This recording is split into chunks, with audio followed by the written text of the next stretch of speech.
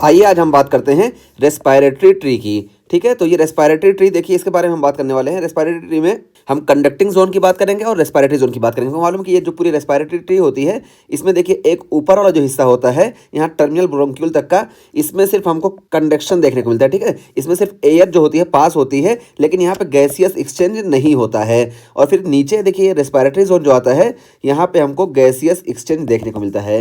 तो इन दोनों के बारे में हम डिटेल में बात करने वाले हैं। यहाँ पे देखिए यही डिस्क्रिप्शन दिया गया है, इसी को हम और आसान करके समझाते हैं और इसमें इंपॉर्टेंट चीज़ बताते हैं। तो इसमें देखिए दो तीन चीज़ जो कंफ्यूजन करने वाली चीज़ है ना, उसको हम शुरू में क्लियर कर देते हैं ताकि थ्योरी जब हम पढ़ें तो हमारे लिए आसान रहे।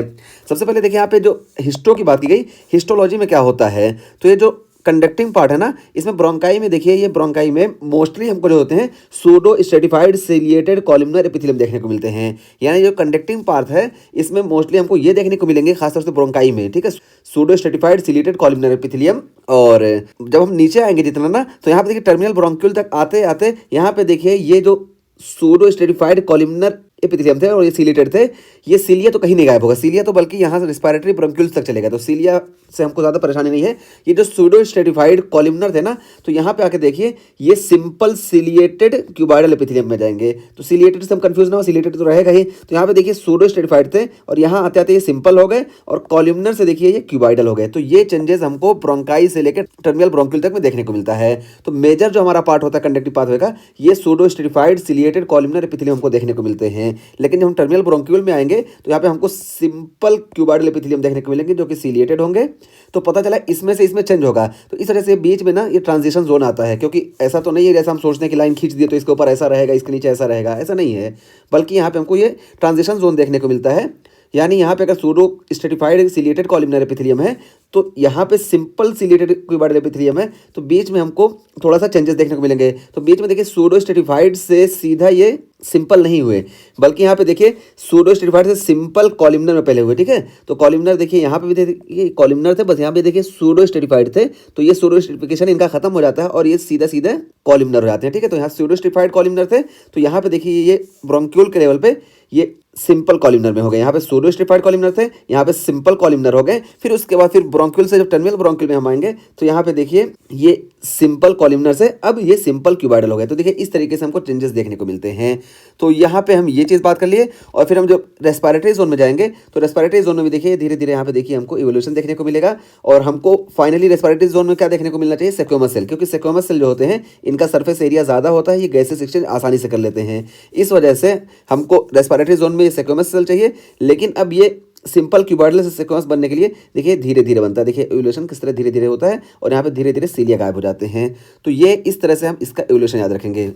सिंपल में बता दें कि यहाँ पे ब्रोंकाई में जो होता है, यहाँ पे pseudo stratified ciliated columnar epithelium present होते हैं। और टर्मिनल ब्रोंक्यूल की हम बात कर लें तो यहाँ पे हमारे सिंपल क्यूबाइडल एपिथेलियम प्रेजेंट होंगे जो कि सिलिएटेड होंगे। और फिर उसके बाद यहाँ पे जब रेस्पिरेटरी जोन में बात करें तो यहाँ पे जो हमारा मेन होता है ये सिंपल सेक्वेमस एपिथेलियम प्रेजेंट होते हैं। ठीक है, यहाँ पे सिलिएटेड नहीं होते हैं ये। तो ये चीज़ हम यहाँ पे आसान करके बता दिए। अभी यहाँ पे यही चीज़ बताई गई है तो फिर से हम एक्सप्लेन करेंगे। और यहाँ पे देखिए हमारी बुक में ये वेबियल्स जनरेशन ऑफ एयरवेज के बारे में नहीं बताया गया था, वो भी हम यहाँ पे बता दिए कि वेबियल्स जनरेशन ऑफ एयरवेज जो ये हमारा एयरवे है ना, इसको हम डिवाइड करते हैं 23 जनरेशन में। यानी यहाँ पे टोटल 23 जनरेशन होती है, जिसमें से हम ट्रैकिया को 0 देते हैं, यानी ये 0 जनरेशन की है। और फिर हम ब्रोंकाई से शुरू करते हैं। तो यहाँ से देखिए ब्रोंकाई से शुरू करेंगे तो ब्रोंकाई से लेकर टर्मिनल ब्रोंक्यूल तक ना ये 16 जनरेशन होती है। 1 2 3 4 ऐसे होती हैं, 16 जनरेशन होती है। उनको याद रखना है कंडक्टिंग पाथवे में हमको 16 जनरेशन देखने को मिलती है। फिर जब हम रेस्पिरेटरी जोन में आते हैं ना, तो रेस्पिरेटरी जोन में 17 से लेकर 23 तक का हमको देखने को मिलता है। यानी 7 जनरेशन जो होती है ये हमको रेस्पिरेटरी जोन में देखने को मिलती है। ठीक है, 16 7 23। तो देखिए 7 में से ये देखिए 3 जो होती है रेस्पिरेटरी ब्रोंक्यूल्स में, 17 18 19। और उसके बाद फिर ये जो है ना एल्यूलर डक्ट होती है बीच में, ये देखिए एल्यूलर डक्ट, इसमें 20 21 22 जनरेशन हो गई।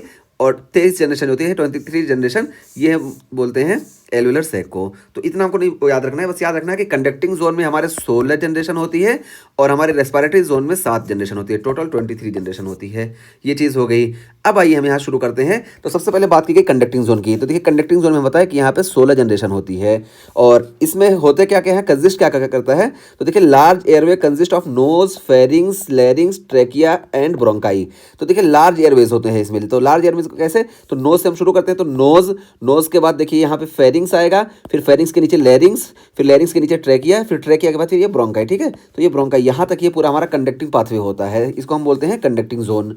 अब इसमें देखिए इसका फंक्शन क्या होता है कि ये एयर को वार्म करते हैं, क्योंकि हमारे जो टेम्परेचर हमारा बाहर का होता है, तो बाहर का टेम्परेचर वेरी करता है, ठीक है। क्या होता है बाहर का टेम्परेचर, कभी कभी -3 -4 या कुछ नहीं तो 10 15 20 या 25 ही रहे रूम टेम्परेचर, इतना रहता है। और हमारी बॉडी का टेम्परेचर कितना है 37 डिग्री सेल्सियस। तो यहाँ से 25 से लेकर 37 तक लेके जाना है। और मोस्टली जब हम कोल्ड कंट्री पे जाते हैं, यहाँ पे देखिए ये माइनस पे टेम्परेचर होता है, -7। अभी आजकल ठंडी का टाइम है, तो मोस्टली जगह पे 8 9 टेम्परेचर होता है, ठीक है। तो ये सारा चीज़ है।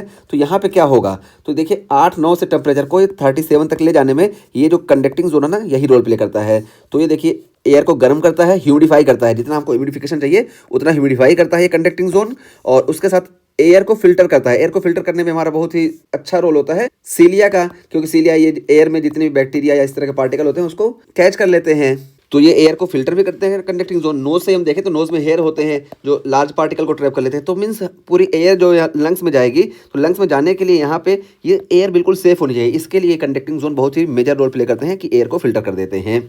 और फिर बताया गया लेकिन ये गैसियस एक्सचेंज में रोल प्ले नहीं करते। हम शुरू में बताए कि कंडक्टिंग जोन जो है ये गैसियस एक्सचेंज में कोई रोल नहीं प्ले करेगा। तो ये इसका फंक्शन बता दिया गया। जबकि हम रेस्पिरेटरी जोन की बात करें तो देखिए रेस्पिरेटरी जोन 7 to 23 यानी इसमें 7 जनरेशन होती है और ये लंग पेरेन्काइमा का बना होता है, ठीक है। तो लंग पेरेन्काइमा में देखिए consist of respiratory bronchioles, alveolar duct and alveoli. तो देखिए यहाँ पे रेस्पिरेटरी ब्रोंक्यूल्स और एल्वुलर डक्ट और एल्वोलाई ये तीनों मिलकर हमारे रेस्पिरेटरी जोन का फॉर्मेशन करते हैं। यानी इनका मेन काम क्या होता है कि गैसियस एक्सचेंज, जो हमारा रेस्पिरेशन का काम है यानी गैसियस एक्सचेंज, कार्बन डाइऑक्साइड को बाहर निकालना और ऑक्सीजन को इनहेल करना, ये हमारा रेस्पिरेटरी जोन में होता है, ठीक है। रेस्पिरेटरी ब्रोंक्यूल में, एल्वुलर डक्ट में और मेजरली एल्वुलर सैक में। तो ये हमारे रेस्पिरेटरी जोन हो गए। इसके बारे में बताया गया कि यहाँ पे जो होते हैं ये रेस्पिरेटरी ब्रोंक्यूल्स, एल्वुलर डक्ट और एल्वोलाई होते हैं और ये गैसियस एक्सचेंज में रोल प्ले करते हैं। तो देखिए हम कंडक्टिंग जोन और रेस्पिरेटरी जोन की बात कर लिए। और फिर उसके बाद अच्छा यहाँ पे कंडक्टिंग जोन में एक चीज़ बताएगी कि रेजिस्टेंस कहाँ होता है। तो देखिए air resistance highest in the large to medium sized bronchi.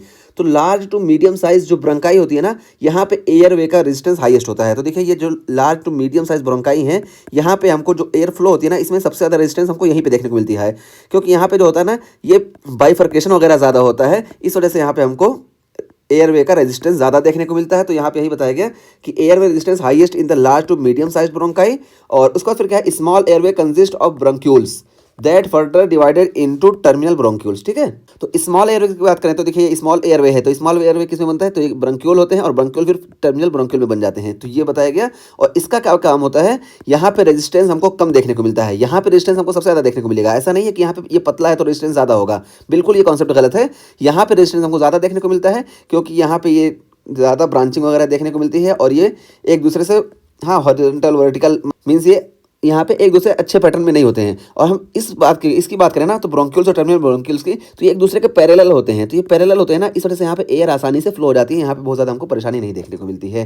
तो यही देखिए यहाँ पे भी बताया गया है कि स्मॉल एयरवे जो होते हैं इसमें ब्रोंक्यूल्स होते हैं और ये ब्रोंक्यूल्स फर्दर डिवाइड होते हैं टर्मिनल ब्रोंक्यूल्स में। तो ये टर्मिनल ब्रोंक्यूल्स में होंगे लेकिन लार्ज नंबर इन पैरेलल, लेकिन इनका नंबर जो होगा ना ये मोस्टली पैरेलल होंगे, एक दूसरे से पैरेलल होंगे। इस वजह से यहाँ एयर आसानी से फ्लो हो जाएगी। देखिए यहाँ पे एयर आ रही है, ऐसे ऐसे आ रही है, ऐसे।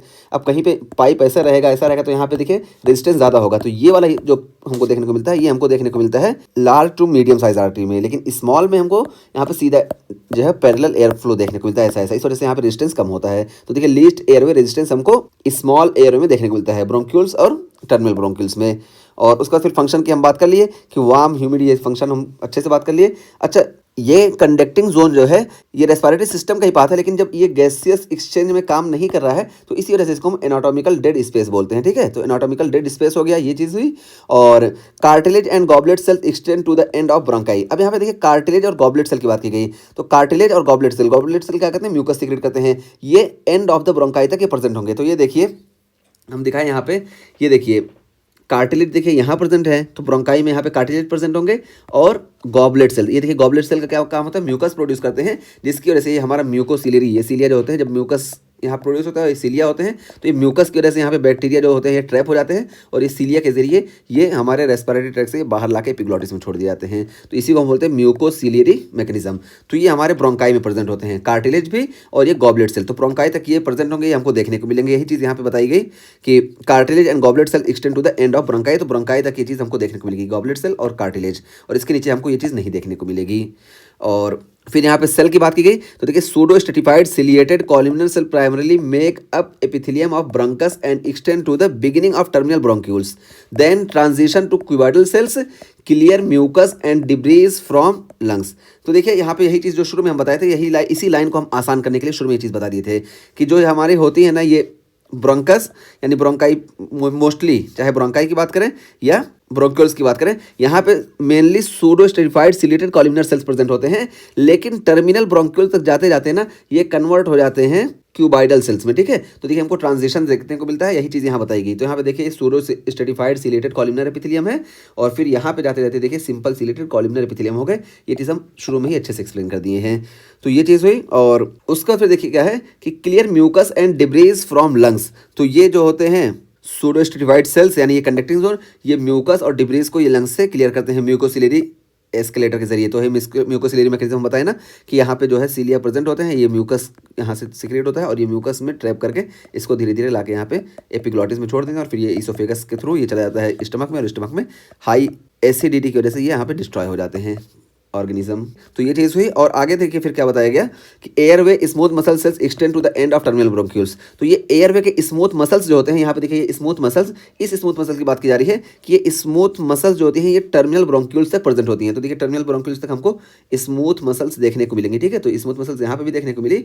और उसके बाद फिर यहाँ पे देखिए जब हम रेस्पिरेटरी जोन में बात करें तो ये देखिए जो रेस्पिरेटरी ब्रोंक्यूल्स है ना, यहाँ पे भी स्मूथ मसल्स प्रेजेंट होती हैं, लेकिन ये स्पेयर्स होती हैं, कहीं कहीं होती है बहुत पतली होती है। ठीक है, तो निग्लिजिबल ही होती है, लेकिन यहाँ तक हमको बहुत अच्छे से स्मूथ मसल देखने को मिलेंगी। इसी वजह से यहाँ पे बता दिया गया कि airway smooth muscle extend to the end of terminal bronchioles, terminal bronchioles तक होती हैं, लेकिन स्पेयर्स बियॉन्ड दिस पॉइंट, इसके बाद जो होती है बहुत पतली झिल्ली की तरह या मतलब बहुत मामूली उसमें होती हैं।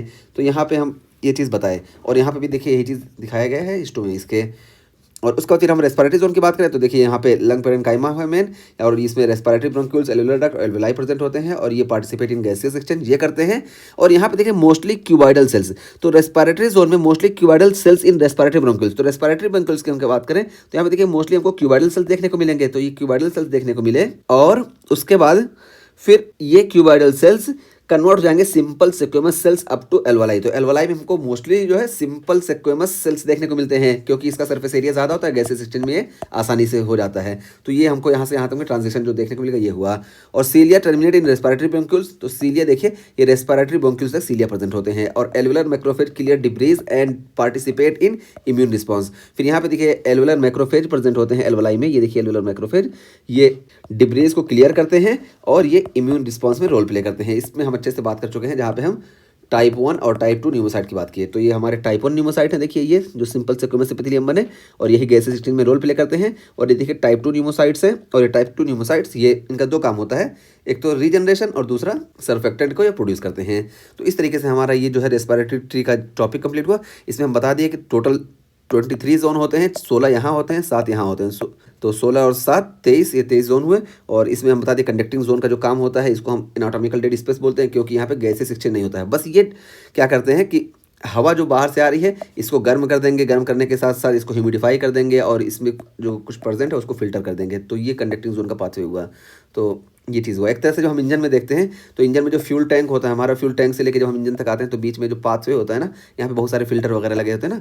मेन तो हमारा इंजन होता है जो मेन काम करता है बर्निंग वगैरह, लेकिन यहाँ जो बीच में फिल्टर होता है ये सब होता है। तो यही हमारा कंडक्टिंग जोन का पाथवे होता है। तो इस तरह ये कंडक्टिंग जोन हो गया। ये सारी चीज़ें इंजन में आने से पहले सब क्लियर हो जाना चाहिए। तो कंडक्टिंग जोन यही करता है कि जितना भी है जो इसका टेम्परेचर हमें रिक्वायर्ड है, जो भी रिक्वायर्ड है सब यहाँ पूरा हो जाए, ताकि यहाँ पे जब रेस्पिरेटरी जोन में या इंजन में जब आए तो कोई परेशानी ना हो। ये चीज़ हुई। और उसके बाद भी हमारे यहाँ पे इंजन में यानी रेस्पिरेटरी जोन में अगर कुछ पार्टिकल आ गए तो यहाँ पे हमारे एल्वेलर मैक्रोफेज होते हैं जो इसको क्लियर करते हैं। ठीक है, लेकिन मोस्टली ये हमारे रेस्पिरेटरी जोन का जो एक कंडक्टिंग जोन होता है इसी में क्लियर हो जाते हैं। और हिस्टो की हम बात कर लिए कि यहाँ पे हिस्टो जो होता है तो देखिए pseudo stratified ciliated columnar epithelium present होते हैं। और यहाँ पे एल्वेलर सैक में यहाँ पे हमको सिंपल सेक्वेमस एपिथेलियम देखने को मिलते हैं। और सीलिया यहाँ तक देखिए शुरू से लेकर यहाँ तक सीलिया प्रेजेंट होती है और ये बहुत मेजर रोल प्ले करती है कि यहाँ से इसको लेके चली जाए एपिग्लॉटिस में और वहाँ पे इसको डिस्ट्रॉय कर दे।